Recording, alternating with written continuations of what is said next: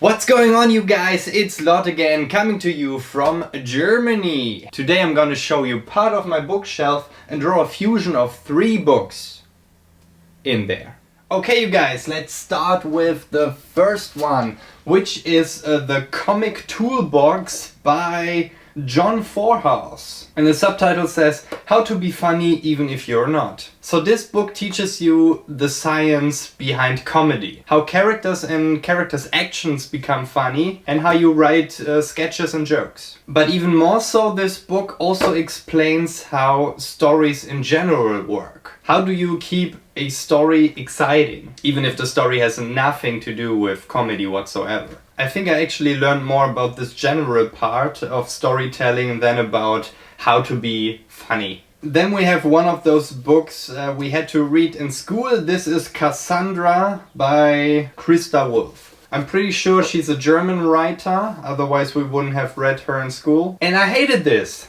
Just like I hated almost every book we had to read in school, because this is just horribly written, as far as I remember. And it's tough to make me hate a book that's about the Greek mythology. Then we have a nice little book about the history of the world by Manfred May. It's a book with lots of wasted space, as you can see here. It really gives a good overview, the first people on Earth, then the first civilizations, religion, politics, wars. Probably really what you have to know, or at least what you have to heard at least once. Most of it you already heard once, and if you didn't like it enough to get more into the topic back then I guess you won't have lots of fun with the details this time.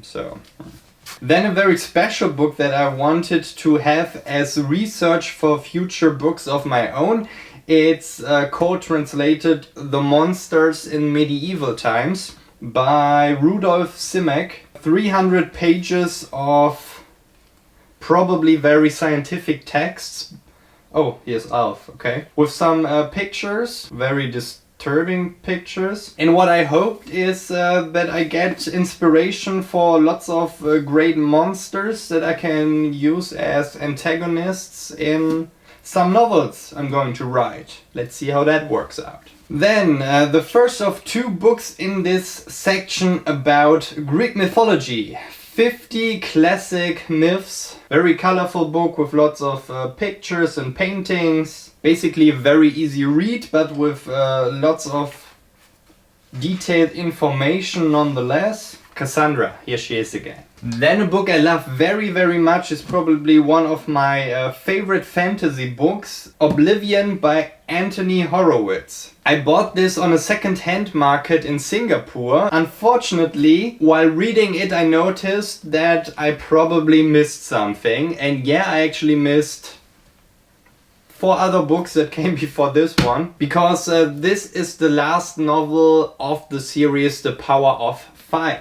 It's a story about dark beings coming back to Earth and wanting to conquer it, and there are only 5 children who can stop them. All of them have different powers and they are able to use gateways all over the world that are connected and can only be used by them. Let me tell you right away, you don't have to read all the books before this one. And to save you some trouble and boredom, this is the only good book in the whole series. With an awesome battle in the end in the Antarctica. What else do you want? Then we have a small book right here, probably self-published by Carl Alberti, Japanese Fairy Tales. It's a very short book of not even 80 pages, with not a lot of love that went into it. If you want to have a quick glimpse of Japanese fairy tales, if you want to read something different to your child once in a while, it's okay, but I wouldn't waste too much money on so few pages. Let's continue with a very, very beautiful book, which is Hygge by Mike Viking. Yeah, with lots of wasted space, lots of big pictures and not so much text. But it's very beautifully designed, especially from the outside, and it describes the way of life the Danish people do, apparently. Hygge basically means take it easy, take your time to enjoy life, to make it cozy in your home, light some candles, snuggle under a blanket. It's a nice thought and it's a nice book, but I can't say I learned very much from this. So this is not really a guide of how to be happier in life or how to enjoy life more. It's basically only an explanation how some of the Danish people live. Then, because it's a legend, Douglas Adams' The Ultimate Hitchhiker's Guide to the Galaxy. 5 novels in one outrageous volume. Almost 800 pages, but as you can see, this is my bookmark. I didn't get farther than this and it was already very exhausting. There are some really great ideas in this universe, which also made it into a movie, but I'm not a fan of Adams' writing, I have to say. So yeah, not really a recommendation from me, but I guess if you like Terry Pratchett but want something more sci-fi, then this could be something for you. I guess there are some similarities in style. Let's continue with the first novel in the Lockwood & Co. series. This is written by Jonathan Stroud, who created the Bartimaeus trilogy. Actually, there are 4 books now. What's it called then? Quadrilogy? Me don't know. Yeah, I love the Bartimaeus trilogy very much. It had an interesting style,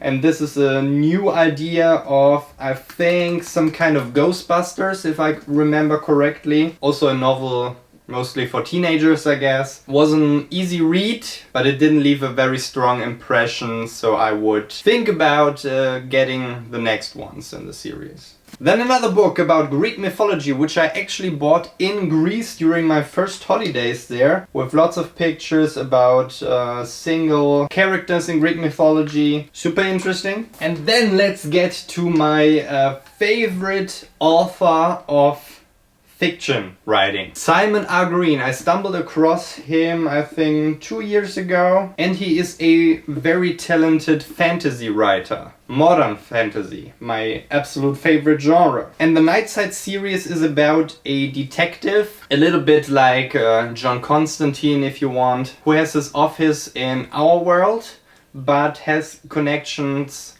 to the Nightside world, which is some kind of underground dimension where all the weird creatures and bad people live. Very cool characters, very cool ideas, and lots of action. Simon R. Green's stories never get boring because there's always something happening. He stumbles from one action sequence into the next. His stories would make great action movies. Unfortunately, his books are very hard to come by now. Then we have a visual encyclopedia, which is basically for kids. But personally, I really am a sucker for general knowledge. So I find this super interesting. It has pictures, several topics, dinosaurs. Who doesn't like dinosaurs, right? Look how many of them. How volcanoes work, how the weather works, how energy works. I love books like this. It's not something you take along because it weighs a ton. But if you just read 2 pages every evening, you get a lot smarter. Yeah, then we have 2 more books for young adults about the Third Reich, so Second World War.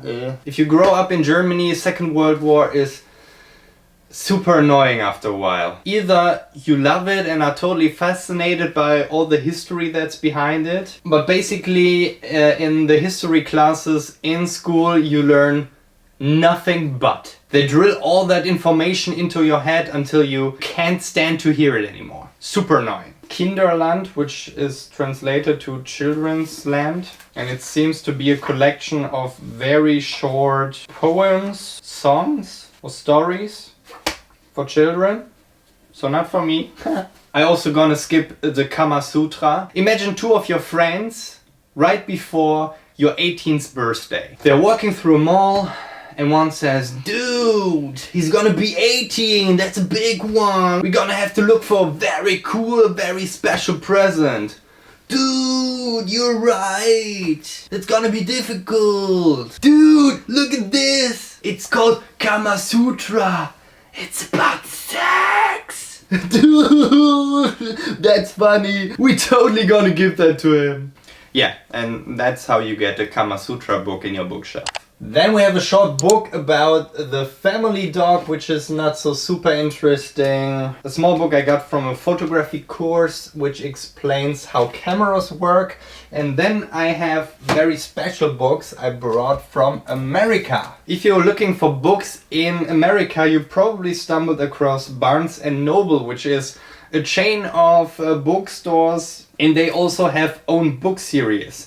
Like those ones here. Those are classic stories like the Sherlock Holmes, the complete series by Sir Arthur Conan Doyle. I just love hardcovers like this, especially with a back like this, which looks just old, ancient almost. It was very heavy, but I fell in love with them right away.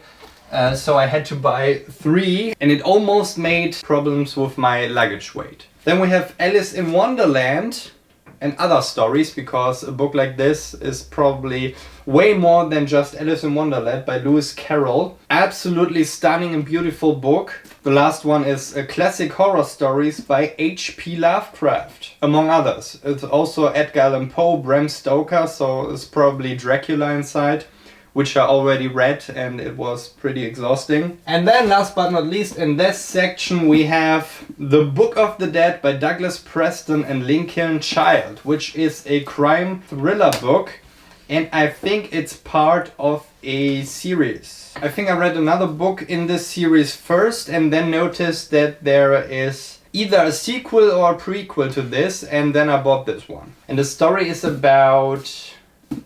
good question. I think a murder that happens in the Museum of Natural History in New York. So very cool location, first off. Very thrilling book, both of them. So if you like thrillers, even if they are not just pure violence, then take a look at this one. Although I guess it's probably more of a crime story. What did I learn? Crime is when the protagonist is the detective, and thriller is when the protagonist is the victim. Don't know if that's true, but it makes sense. So yeah, thanks for watching, for listening. As you maybe can see right now, I made a crossover of Sherlock Holmes, Alice in Wonderland, and oh yeah, Greek mythology. That's Hermes with his winged sandals. If you know any of these books, please write in the comments how you like them and if you like this kind of video, because as you can see, there's still a lot to make a video out of. So see you next time. Made a lot. That's me. Be with you. See ya.